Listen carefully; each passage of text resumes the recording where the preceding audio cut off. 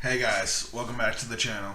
I know I'm a little late. I said I was going to start this at the beginning of the week, but we are here with our first Hunter x Hunter review of Season 5, the Chimera Ant arc. And I've watched the first 3 episodes and shit went down. The first episode of the season, not much happened. It was mostly just backstory of the new character we're going to get introduced to. But episode 2 and 3, so much went down. I almost forgot to take pictures because I was so entrapped in what the hell was going on. It was absolutely psycho. But let's get into it. If you guys do enjoy this review, remember to drop a like, subscribe if you're new.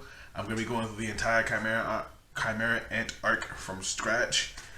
And this is just the first one. I'm excited. So this episode started off, the first episode started off right from where the last season ended. Gon and Killua used a company to go after Neeg, assuming that it was Jean. As soon as they get there, Killua wonders if it's Jean. Gon thinks it is. They see him all wrapped up fishing, and because of the way he's sitting, Gon thinks it's him. And as soon as they take a step, Gon's foot kind of makes a noise, and then this happens. He shoots between the two of them, throws them to the sides. Now, right off this first screen cap, I know who it was because I have learned a little bit about this character. I don't know shit about his personality, his powers, or anything like that. I just know who he is. This is Kite. That's all I know. I don't know how he relates to Jing. I don't know anything about him. So I was excited to see him show up immediately as soon as the season starts. We get to see what his net ability. That was what I assumed it is. But he conjures up this clown head thing, and the clown explains what it does. He rolls a slot between numbers 1 through 9, and he gets a different weapon based on the slot. With 4, he basically turns into this crazy gun-looking thing, and he shoots what we assume is him shooting Gon and Killua. Turns out he was actually protecting them. Afterwards, we get this shot of him, and this dude just has so much sauce. He just looks cool as shit. And this is him without the cloak. So, Kite's whole deal was he was protecting Gon and Killua from a nest of Chimera ants that they had just teleported in front of. Half of one of these ants still manages to attack Killua and bites into him, and actually draws blood out of his leg. It's kind of crazy that they were able to, bite. The thing was that big, and it still bit through Killua's leg.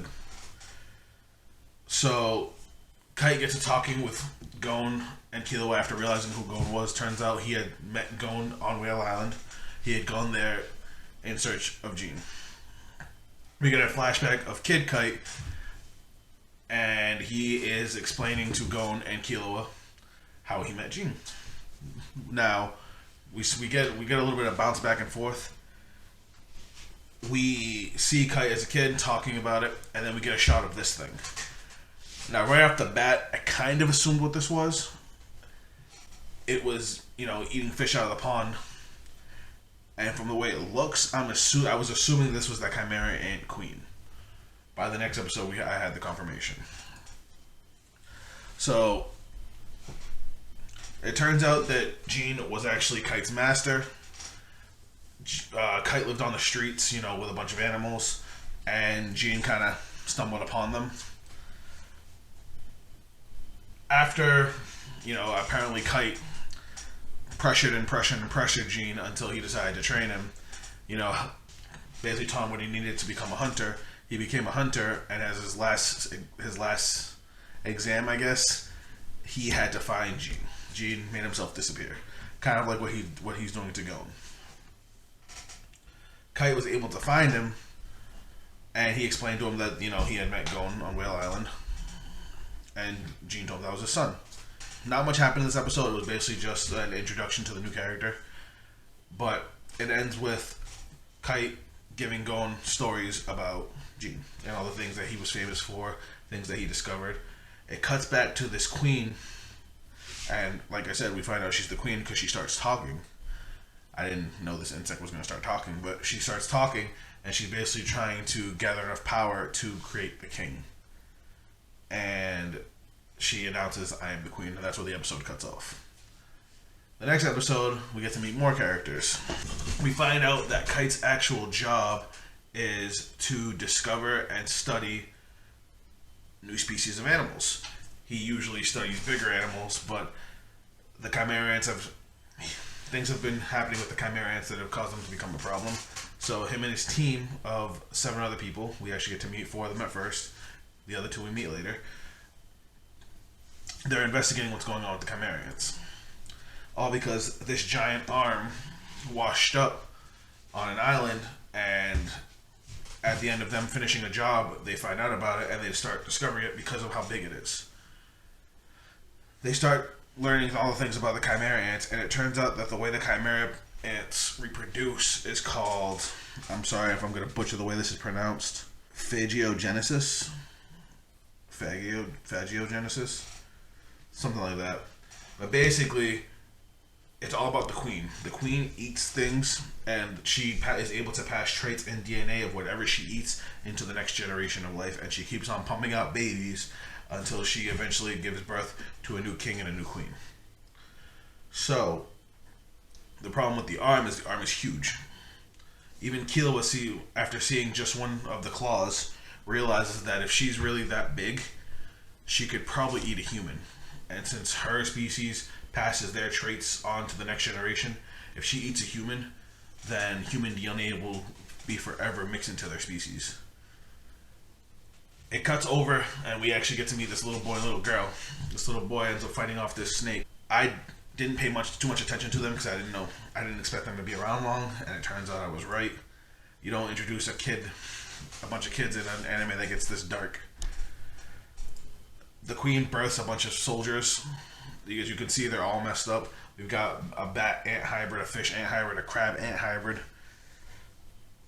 It's gross. It cuts back to Gon, Killua, and friends, and they're all looking for where the arm was found, see if they can find any clue to where the Chimera Ant Queen might be. No dice there. It goes back to the family again, and they're having dinner late that night. The brother and sister are talking about going catching fish for their mom so they can make a big feast out of it. And they run into the big ugly crab Chimera Ant, and he tries to fight it off to protect the sister, and they both get snatched up. The next scene we see is the queen gushing about how nutritious and great the food was, and we see the bloodied clothes of the children. So we know what happened. The episode ends with her giving birth to a new soldier, and he basically has the hair and face of the little boy, and he can talk, and he has intelligence, and it's just kind of awful and really, really dark.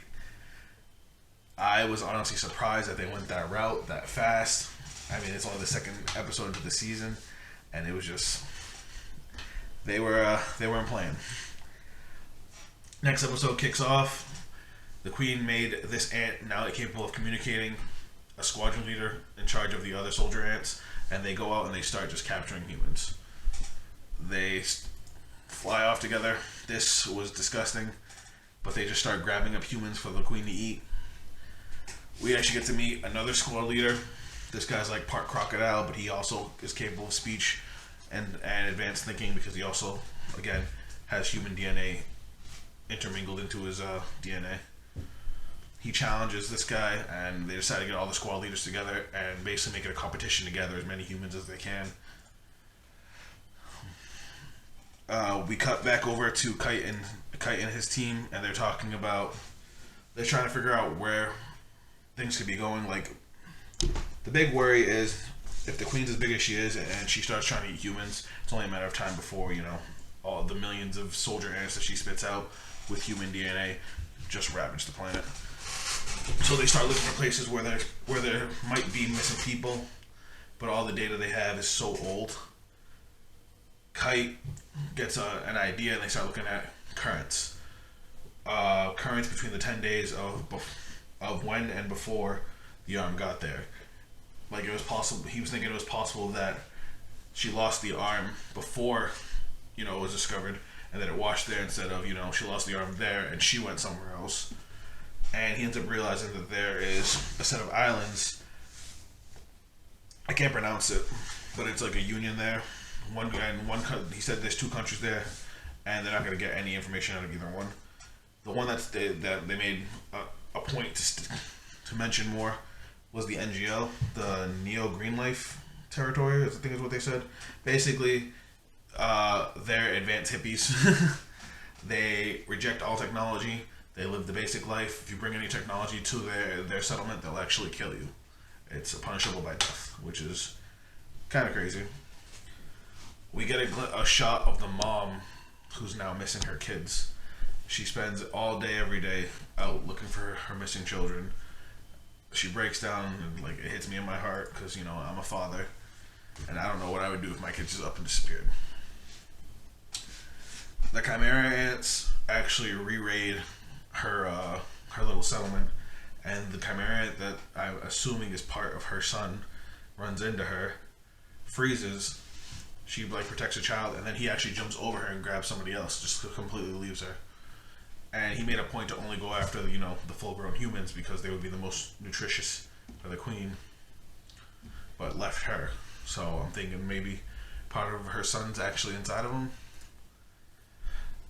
We cut over to another set of the Chimera ants led by a turtle Chimera ant, and they get attacked by a bunch of humans with guns, and they actually slaughter all the Chimera ants that are there, minus the leader. He freaks out because they're organized, they're militarized, they have weapons that actually work on them, and they mention that their king, they say his name, and that he wanted them to exterminate the ants, and the guy freaks out because they're like, who is that? What is that word? Because he's never heard of a name before. They start making, Kite's team starts making plans to head to the NGL Islands and get their tickets and whatnot.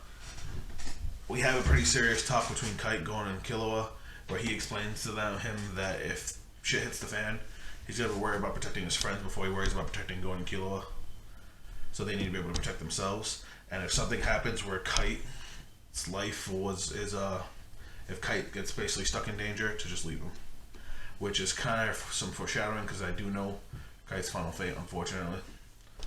Which sucks because he's a really cool character. We go over to these two. I don't know if you guys remember them from season 1. They took the hunter exam.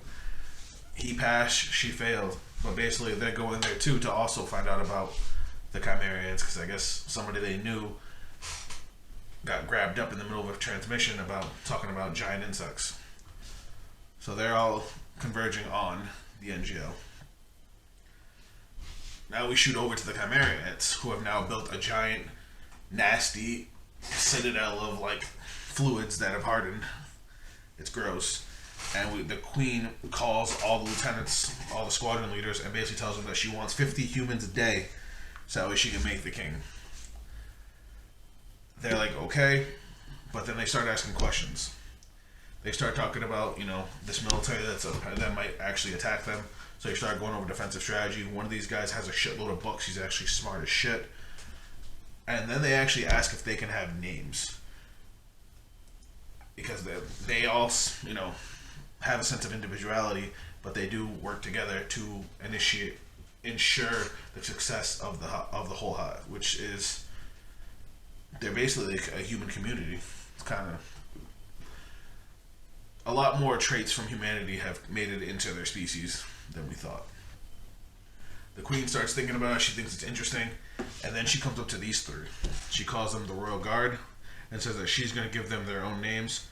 I don't know shit about these 3. I'm guessing they're going to be important. It pretty much ends with Gon and Killua talking on the blimp, and they're basically talking about the things that Kite said to them, how it felt like Kite wasn't really giving them much of a choice, where it's just like, shit happens, you leave. No questions asked. But we all know Gon, if Gon is there with somebody, even strangers, he won't just up and dip. It's not his style. And Killua will figure out when they get there. Kite hears them talking about it, and he just looks worried. Kite knows shit's going down. It was only a matter of time before the queen starts getting the humans. And once this species mixes with humans, who knows what's going to happen. But that's where the 3rd episode ends, and honestly, it was a pretty big cliffhanger. I'm really excited to get into the next season, the next episode of the series, and I hope you guys will stick with me through these reviews. I know this one was kind of quick and down and dirty, but honestly, so much was crammed into them, and it made me so hyped to see what like this. This already got dark. We've got dead children. We've got dudes getting impaled as they're getting snatched up, and the queen just eating people, and people eating. Like, I don't know what's next. Anyway, that's it for me, guys. That's it for this video. I hope you guys enjoyed this breakdown, and I will catch you guys on the next episode. Later.